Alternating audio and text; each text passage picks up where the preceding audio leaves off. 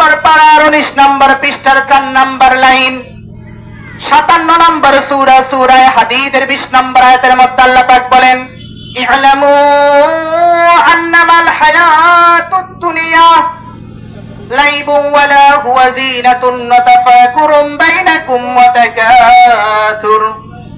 তাকাসুরুন আমওয়ালুকুম ওয়া আওলাদ।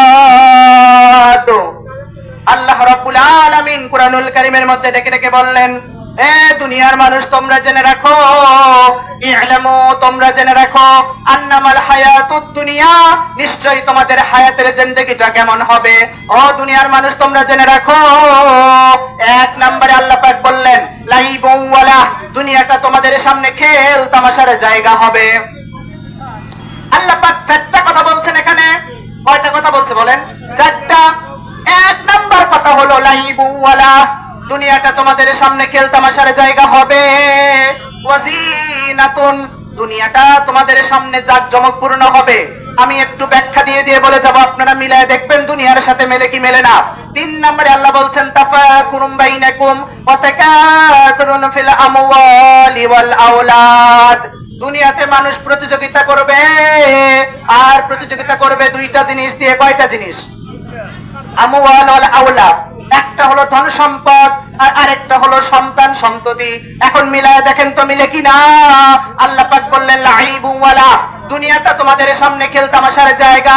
দুনিয়াতে আল্লাহ পাঠাইছেন বান্দা ইবাদত করার জন্য। আল্লাহ কুরআনে বলছেন ওমা খলাকতুল জিন্না ওয়াল ইনসা ইল্লা লিয়াবুদুন, আমি আল্লাহ দুনিয়াতে মানুষ এবং জিনকে সৃষ্টি করেছি একমাত্র আমি আল্লাহর ইবাদত করার জন্য। কথা ঠিক না বেঠি? তাইলে দুনিয়াতে আল্লাহ পাঠাইছেন আল্লাহর ইবাদত করার জন্য। এখন এই দুনিয়াতে এসে দেখেন তো দুনিয়াটা আমাদের সামনে খেল তামাশার জায়গা হয়েছে কিনা। আল্লাহ আজ থেকে 1500 বছর আগে এই কথা বলে দিয়েছেন কুরআনুল কারীমের মধ্যে। আজকে দুনিয়াতে ঘটতেছে। আজকে আপনি যেখানেই যাইবেন আপনার কোনো সম্মান দুনিয়াতে নাই, কুরআনওয়ালাদের সম্মানও দুনিয়াতে নাই, হাদিসওয়ালাদের সম্মানও দুনিয়াতে নাই।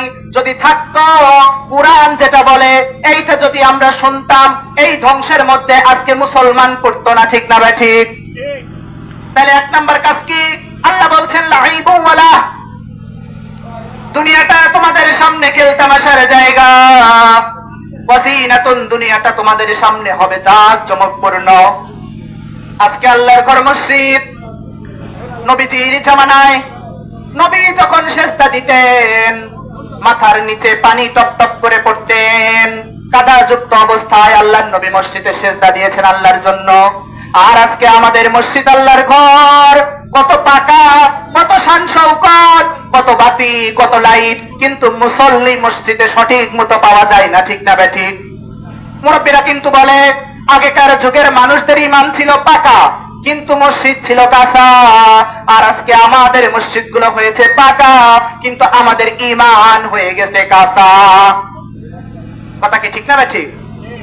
মুসলমান ভাইরা আমার, এরপর আল্লাহ রাব্বুল আলামিন বলছেন দুনিয়াতে মানুষ প্রতিযোগিতা করবে, আর প্রতিযোগিতার বিষয় হবে তাদের 2টা।